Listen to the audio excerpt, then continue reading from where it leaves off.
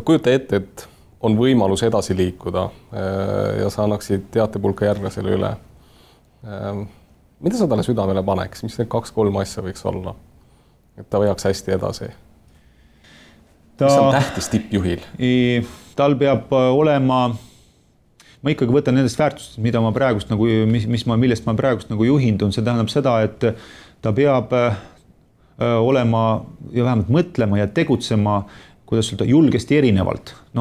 See on selline, mida ei saa kogu aeg öelda, et sa käitud erinevalt, aga selline mõttelaad, sa pead kogu aeg otsima teistmoodi käitumise meetodid või mudeleid, mis iganes sõnavara on. Et ka tänases panganduses ma olen öelnud, et kui sa hakkad kliendile pakkumist tegema ja sa teed selle standardsel kujul, siis sa oled juba esitamisel oled sa juba kaotaja.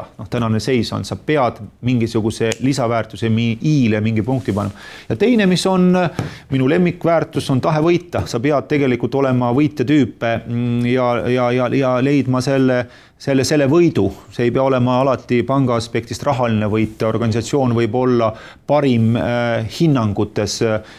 Siis see on see, mis tegelikult juhile on selline suur tunnustus.